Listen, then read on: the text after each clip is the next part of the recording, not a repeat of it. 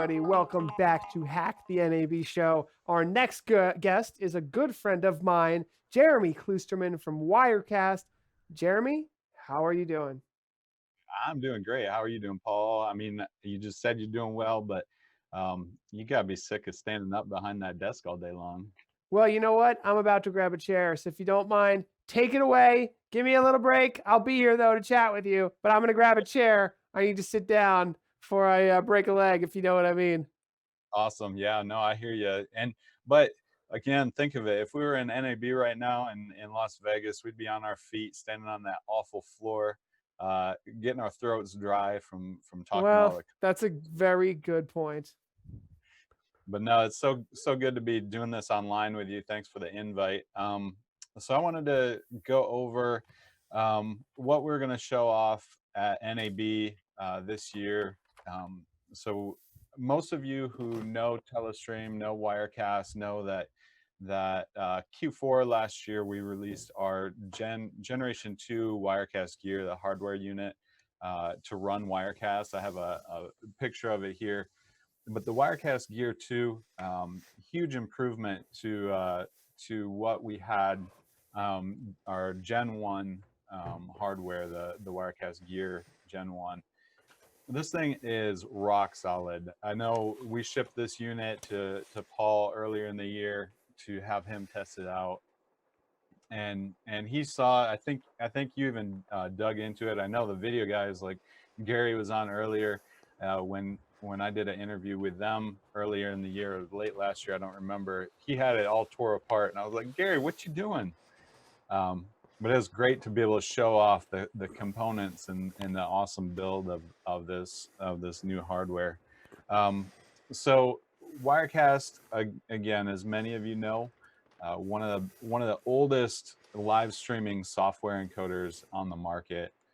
We've been around for a long time, and we have so many amazing users and so many partners in the industry. So I love it how you have me sandwiched between LiveView, who you can see I have some LiveView equipment in the background. They are great friends of ours, and were nice enough to send some demo and test equipment to me to be able to work with several mutual customers on workflows that allow like that remote video feeds into Wirecast Gear systems. And it's just been a huge help to be able to work with these mutual customers and work through their whole setup with the LU2000, taking video feeds in, and the LiveView solos, be able to take video feeds in from that, and really test it out and prove it out for customers. So as many of you know, a lot of churches out there using Wirecast, and we have just been inundated with requests, trial requests, purchases of churches, government agencies, you name it. We probably sold to them. So it's been an awesome couple of weeks, and being able to help customers and help them get their message out to the world has just been huge. That's awesome. So let's start. Thank you for doing that. And I wanted to ask a little bit about what you're releasing in NAB, but I think that is the Wirecast Gear too, right? Correct. Yeah, the big thing that we were releasing is just showing off live demos and showing the Wirecast Gear 2 in person, letting people touch it, get their hands on it. So I have my Wirecast rig here in my studio, and I'm mixing this, being able to do the virtual camera input into Zoom, which is a huge help. And I tried to get a good video shot of the back of this unit, and I don't have enough light back there. So I was gonna show this off so everybody out there can see what the Wirecast Gear looks like on the back end. So let me see if I can bring that up. Yeah, here we go. So the Wirecast Gear, as you can see here in this image, we have 3 models, and sorry for here. I'll move my video so you can see it a little bit better. The Wirecast Gear, we have 3 models: the 310, the 320, and the 420. The 310 and the 320 are essentially the same. The biggest difference between those is the 310 is a HDMI model. So there's 4 HDMI inputs into the Wirecast Gear 310.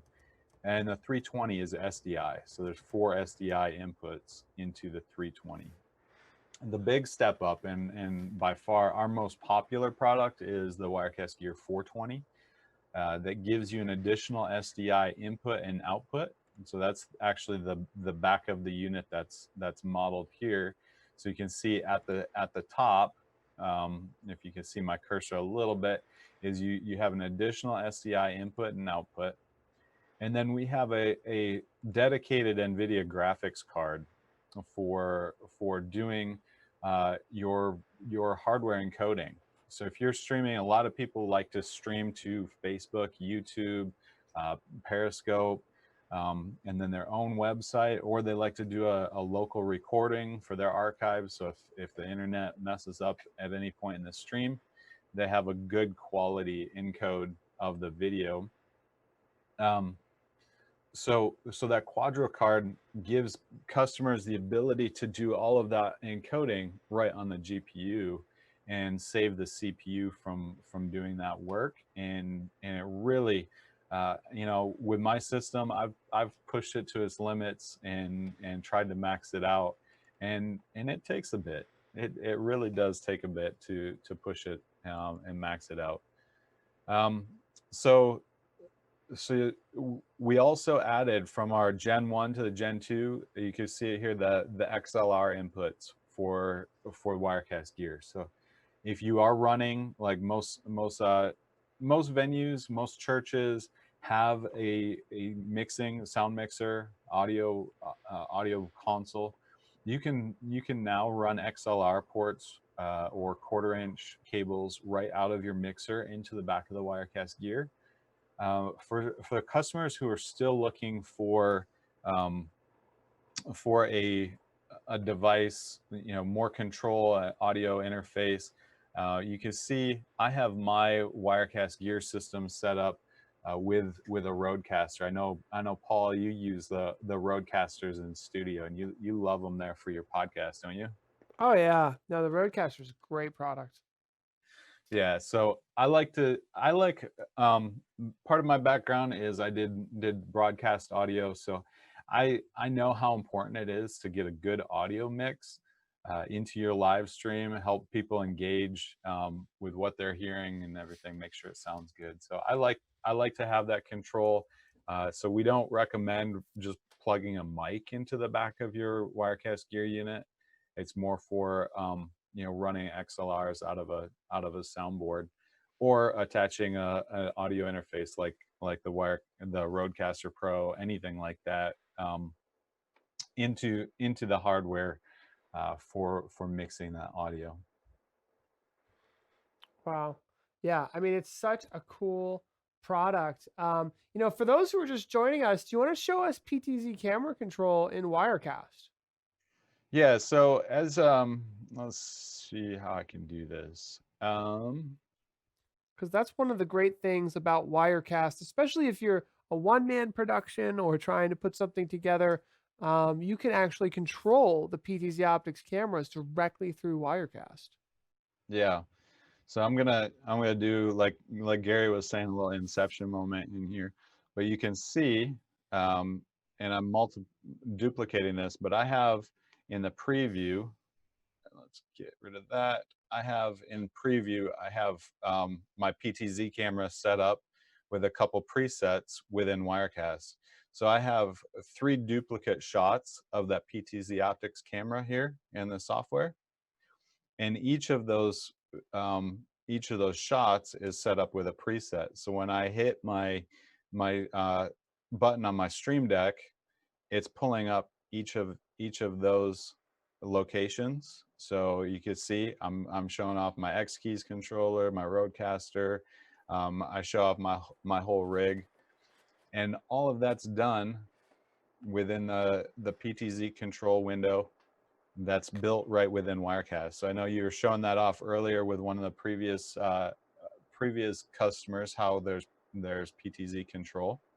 But we have the ability, any NDI camera now, we can control PTZ. So I'm super excited about your NDI webcam, and to be able to play with that and see how well we do NDI control of that webcam. Yes, you are on my list to get one of these. So I'm really excited to get one to you. The NDI webcams, this is it right here, actually. They start at just $4.99. They're going to come right into your Wirecast gear. Tell me a little bit about your rig there, because you've got a Wirecast gear, obviously. I see the Xkeys there for controlling everything, which is really handy. You've got your audio mixer, but there's got to be some type of network in there, right? Yeah, and you can. I have a little Ubiquity switch, a little 8-port PoE Ubiquity switch on the back of it, hidden behind the monitor. And then I'm able to plug in all my equipment, so you can see at the bottom too my LU2000. You know, I love it how you had those guys on right before me, and I wanted to almost jump in and talk to Claudia about one of the use cases I'm doing with my church for this time of live streaming. But my pastor lives in an area that he doesn't have good internet at his house. He's got satellite internet with huge latency, and so he's been wanting to do some of the live streams from his house, and he just can't do it. So so with some of the live view equipment that they've loaned out to me, I brought it up to his house and set up camera equipment, and then he streams that back to me with the LU600, and then I'm able to redistribute to our church site, to Facebook, and really engage our church congregation with some of the stuff that pastors had on his heart to share during this time. And it's really been you know, a great time just to engage our congregation and help him where he's most comfortable in his own backyard, to just kind of share what's on his heart when he gets inspired. He'll call me up and say, hey, can you fire up the equipment, and we start streaming. That is so great to hear, and I'm so excited to hear about what you're doing at your church. Can you tell us a little bit about what's going on there? Yeah, so we meet in a middle school normally. We're a load in, load out church that we meet in the middle school. And so immediately when some of the closures started happening, we were cut out of our building right away. So we were amongst some of the first churches that were streaming out of our home, figuring that out. So we actually, I've been set up in my living room for the past almost month and a half, where I set up my Wirecast system. We have great camera equipment at the church, and bring in studio lights and everything, and do all of our church services right out of my living room, streaming to Facebook and churchstreaming.tv. You know, worked with my friends at Stream Monkey to do some testing as well, and those guys have been awesome. If you're looking for a CDN, I say check them out. They're great to work with. But yeah, just really making it happen with the tools that I have at my disposal. So it's been a huge effort to do that, set up the equipment every Sunday and do that. Well, that is so exciting. I'm so happy to hear that, because you know, it's something that I think every church has been thinking about, and it's something I want all of our viewers to take away from, if possible, is that, you know, if you know how to do this stuff, there's 10, 20 people out there that don't. And if you can help and apply your skills, you can really make a difference in so many lives. So it's really great to hear that. From the Wirecast side, can you kind of update us on the latest features? Because I know there's been a lot of new changes just over the past couple years. The new things that Wirecast is now able to do. Yeah, for sure. So, so as we showed off earlier, we have the PTZ Camera Control built within Wirecast. You can save presets, recall presets, and not only can we do the Visca control, which the PTZOptics mainly function off, but you have the NDI control now too. So any NDI camera that allows for NDI camera control, the PTZOptics, the Bird Dog cameras. I know earlier Gary Baton was talking about Bird Dog Cloud and running those environments where I've done tests with several customers where PTZOptics cameras connected to a Bird Dog Cloud endpoint or Bird Dog cameras, whatever the NDI source is. Within Wirecast, you can drive those from across the world. So with Dan Mail from Bird Dog, he has a camera set up with a green screen in his home office, and in my Wirecast system, I was driving his camera. I was pulling a key because he had a green screen set up, and it looked phenomenal, broadcast quality. So we've been able to talk to several broadcasters, three-letter broadcasters that I'm not allowed to divulge the exact 3 letters, but several of them working and testing with this equipment and these workflows. And then more excitingly is like what I'm doing here with my Wirecast system. I'm feeding in the virtual camera feed into Zoom, and we're working hard with the folks at Zoom to make sure we have a better way to feed video into Zoom, make sure that those security settings are still there so we don't get Zoom bombers, feeding in video that they shouldn't be.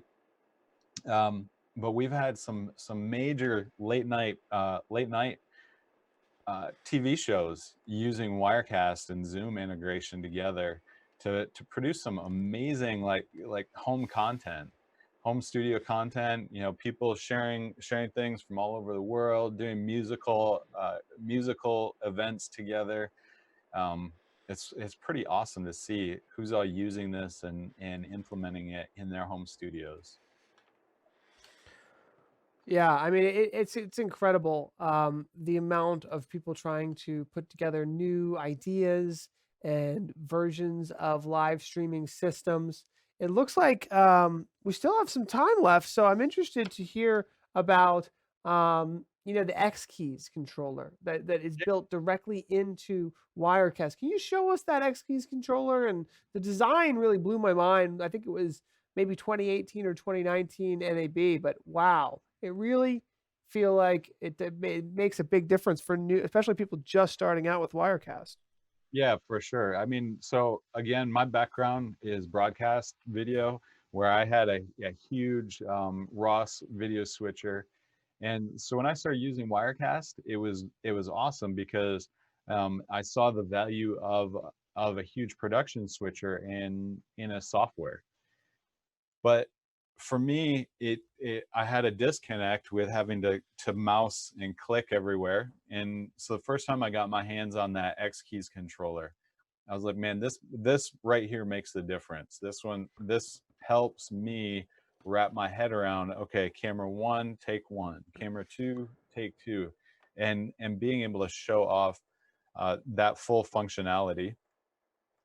And then as Paul was alluding to, in Wirecast, we work pretty extensively with several controllers.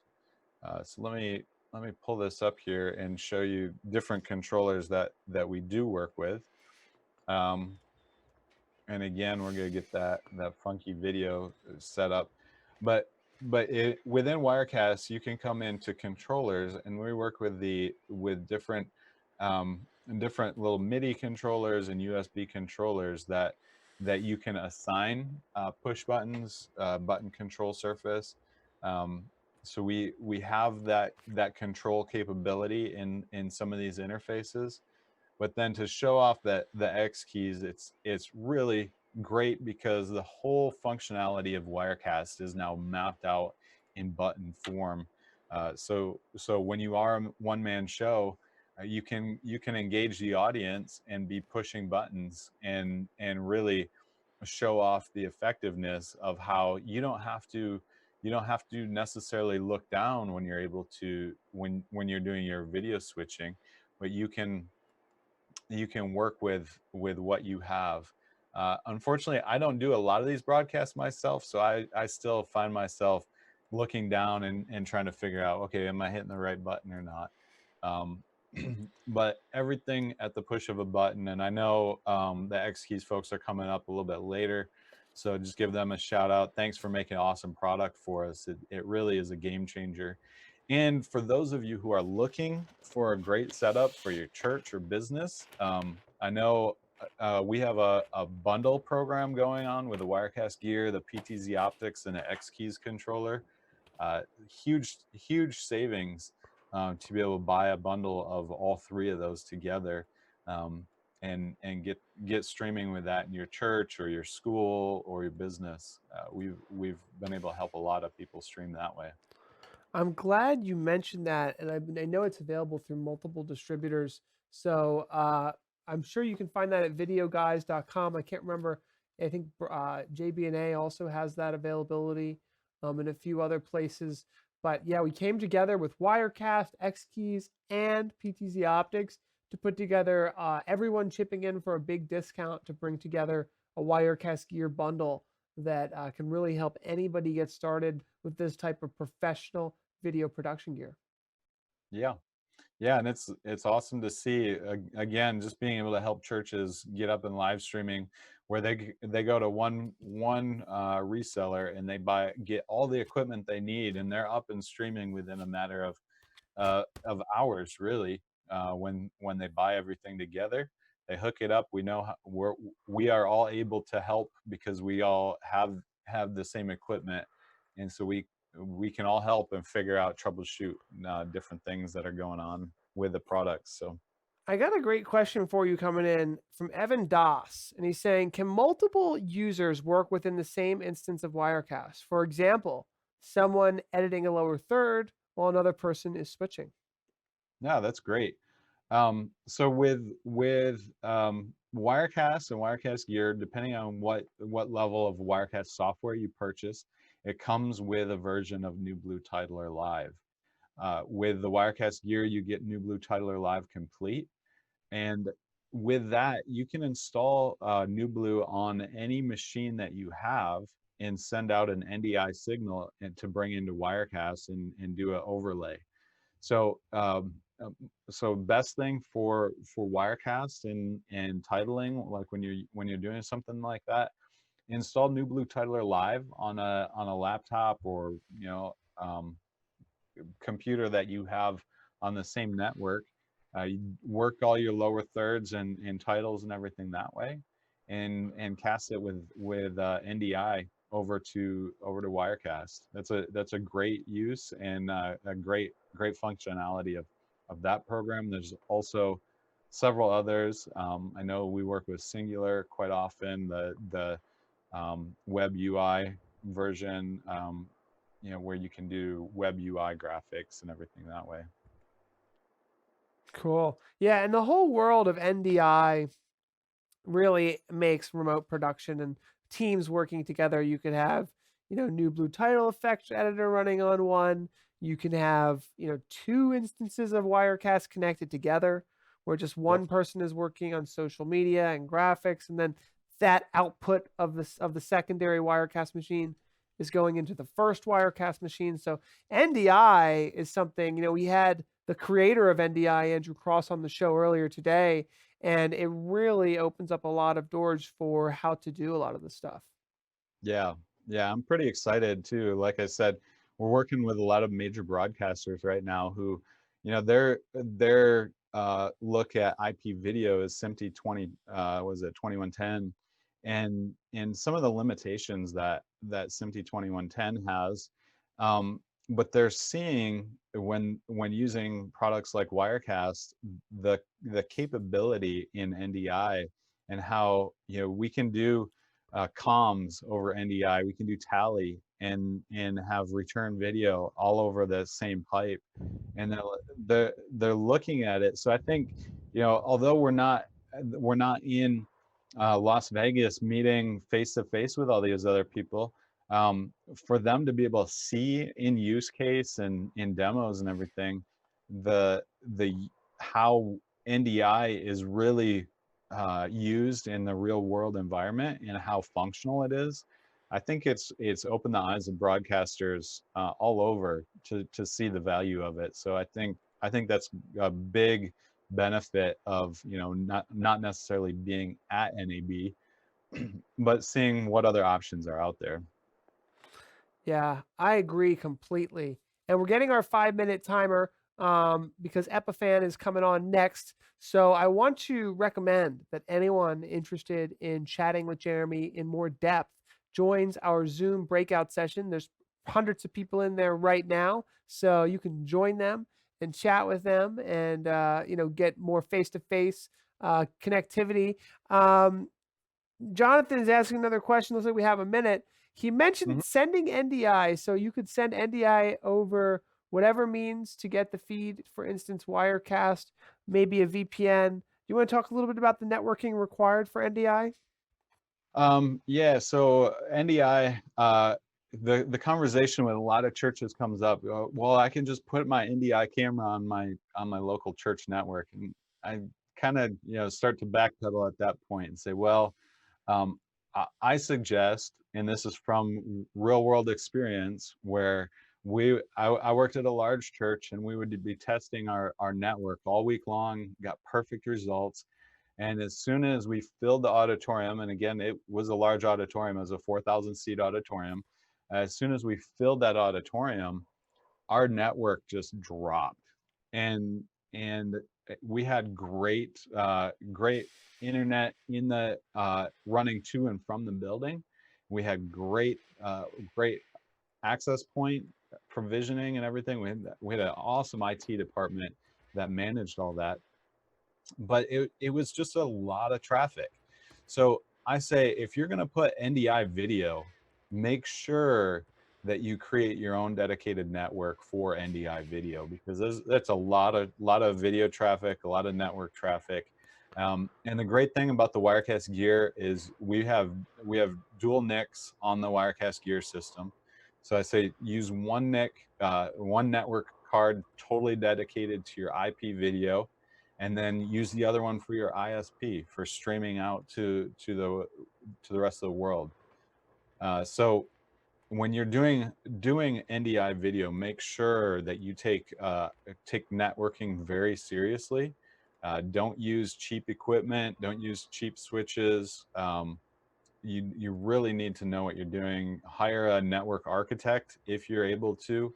I know the Bird Dog guys, they have a specific user group for NDI workflows and help figuring out your network and everything. Now they're doing full NDI, which takes even more traffic yet, but that's there's a lot of information out there when it comes to setting up these networks. All right. Well, guys, it's almost time for Epiphan. Thank you so much, Jeremy, for tuning in with us and spending some time. If you want to learn more from Jeremy, you can join our Zoom breakout sessions. Stick with us, guys, because in just 60 seconds, we're going to bring on Epiphan, and they're going to tell us about their new product releases for NAB.